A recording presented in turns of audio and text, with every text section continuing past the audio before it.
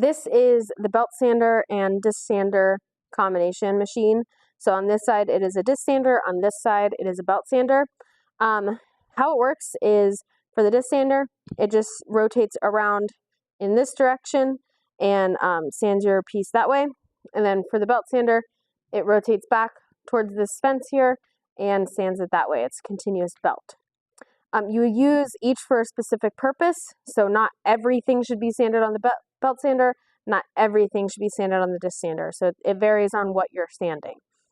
For the majority of our projects, we're going to use the disc sander. There's every once in a while, we'll use the belt sander. If it's something that is a little bit more complicated, I would rather have myself use the belt sander for you, just because I think it is a lot easier to accidentally slip into the belt sander than it is into the disc sander. So, a few safety things with the disc sander when you're using it, and I'll talk about the belt sander as well. So I'm going to talk about the disc sander first, and then I'll go into the belt sander.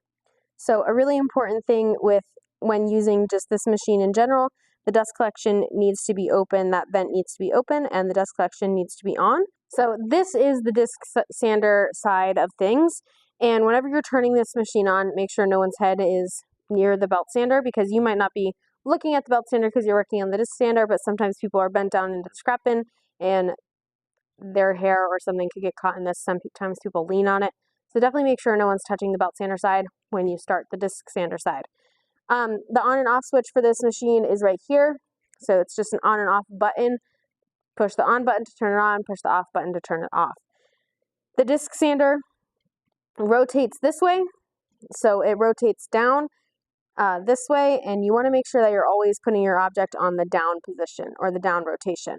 If you put your object on the up rotation, so on this side, your object, when this is sending it up, this is going at high RPMs. So if I put my piece in on this side, it'll shoot that piece right up. There's no way you're going to be able to pull that down against it. So you always want to make sure that you're on this side of the middle of the circle, and that's pretty easy to see. It's usually the lightest part of the circle. So you want to make sure that you're always on this side over, never on this side.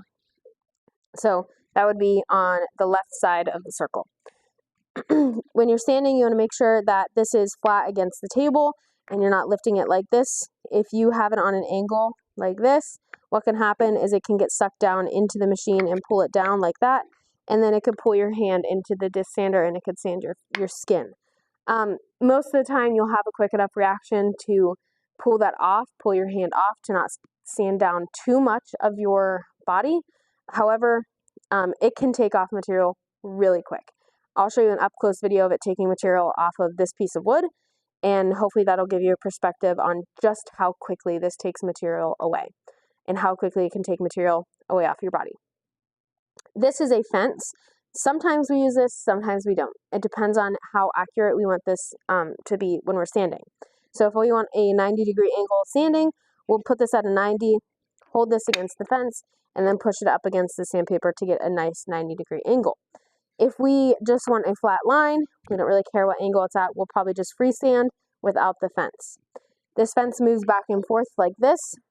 I don't really ever want it to see it sticking out like that, as people can just bump into it and hit themselves on it, and that's just a safety hazard for the shop. So, but however, if you're not using the fence, you can leave it like that while you're sanding. Just remember to move it back in when you're done sanding. When you walk away from this machine, you want to make sure that you turn it off unless there's somebody in line ready to use it. This could be a machine where somebody doesn't realize that it's running and accidentally touch it, accidentally put their hand on it, and that is just very dangerous and kind of disastrous. So you definitely want to make sure that you're turning it off if you're walking away and there's nobody ready to use it behind you. There's a yellow box around this machine, as well as traction stickers. Make sure that you're standing on those traction stickers and using them. And then if you're waiting in line, make sure that you're outside of that yellow box and you're not cramping onto the person that is standing. You always want to make sure you are wearing your safety glasses for this, and you also have nothing dangly around your wrists. I usually keep my watch on because it is close to my wrist, but other than that, you want to make sure that there's nothing on here. Your sleeves are pulled up and make sure they're out of the way so that nothing can get caught into this machine.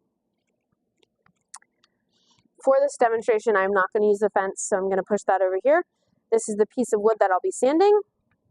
And I want you to pay attention to just how quickly this can go away, and also pay attention to where my hands are.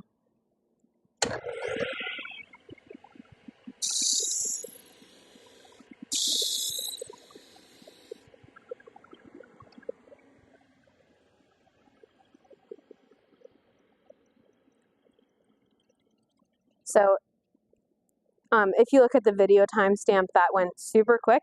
I sanded off a ton. With the disc sander, that's really it. Just you're making sure that nothing of your person is getting pulled into that or touching the sandpaper. And then you're also making sure that this isn't at an angle and getting sucked down into that machine, and you're not on this side, so it's not getting flung up. For the belt sander, it's a lot of the same safety things. Dust collection needs to be on, safety glasses, anything on your wrist needs to be out of the way. Again, don't stick your hands or anything against the sandpaper while it's on. On this one, however, there is also, you want to make sure you don't have, again, anything on an angle to get sucked back in there. You also want to make sure you're not sanding anything too small. So sometimes people are just tempted to stick something on there like this as well. And what will happen is that'll send your hand flying this way and could potentially pull your hand into that sandpaper.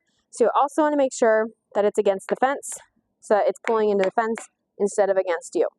So, and there's also this fence to tell you that this would be a 90-degree angle. I'm going to give a demonstration of sanding it, and I want to, again, just show you how quickly this can take off material, so just so you can visualize how quickly it could take off your hand.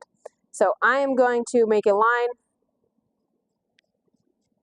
on my piece of wood, and then I'm going to try to sand down to that line, and we'll see how quickly it does it.